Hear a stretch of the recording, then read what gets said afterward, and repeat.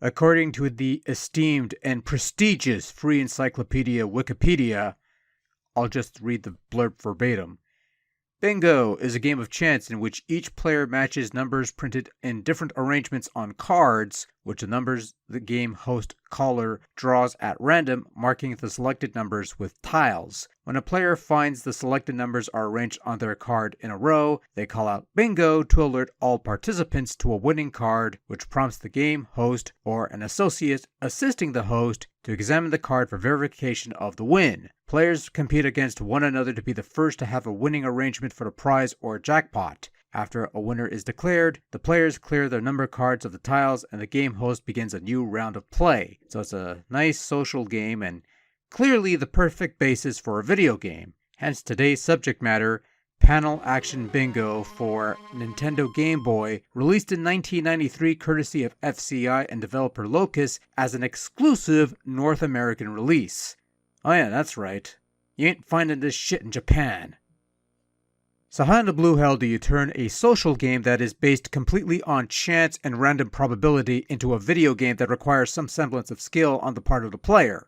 Well, in Panel Action Bingo, you control a dove going up against a cat on a 5x5 bingo card of sorts. The main goal is to tag the panels in sequential order, either numerically or alphabetically depending on the option you selected, either way works.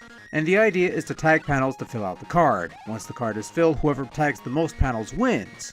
Alternatively, and true to the game that this is inspired by, you could also win by tagging lines of 5 panels horizontally, vertically, or diagonally in a row to score the bingo. However, if the cat tags the most panels or scores its own bingo, you lose a life, and once all your lives are exhausted, it's game over. Fortunately, the game provides you with a password when you lose so that you can resume the fun at some other time. And that's pretty much the whole game, for about 60 levels.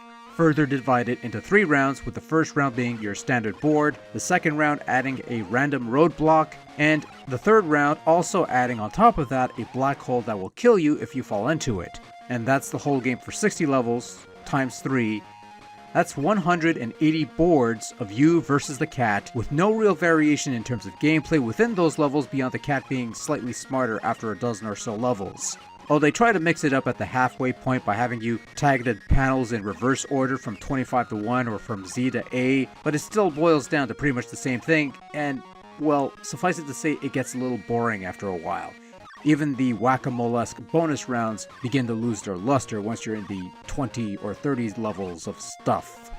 Panel Action Bingo recognizes this, or rather anticipates this, and gives you a few options that you could enable if you find the need to do so, such as enabling timed teleportation, an option to hide some or all of the panels so that becomes more of a guessing game, and an option to turn the tiles into ice so you'll slip and slide all over the place, which makes no sense since you are a bird and you can fly whenever you want, but whatever.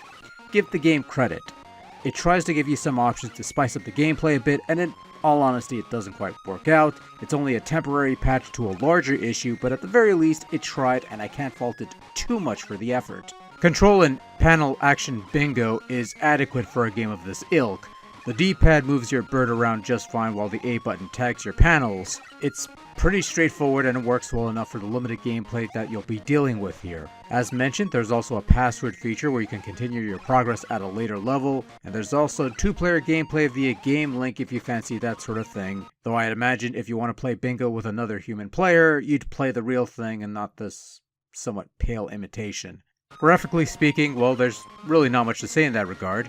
You have a simple looking board with clearly readable numbers and letters. The 2 avatars representing the bird and the cat look like a bird and a cat, and they have simple animations, pretty much. Nothing more to it than that. There's an intermission at every 10 levels, but that's about it. On the audio front though, you have a limited number of musical tracks that play at random, and they're arguably the highlight of this package. Highly energetic tunes that keep the vibes going. They almost seem ill-suited for a simple take on bingo, but there you go, some relatively good music to go along with a less than stellar overall package.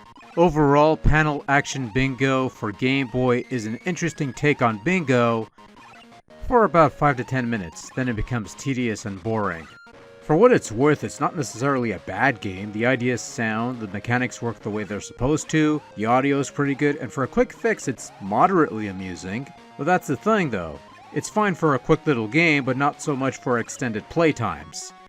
And that makes it a perfect inclusion on this here multi-cart gimmick, not so much as a standalone Game Boy cart. Bottom line, meh.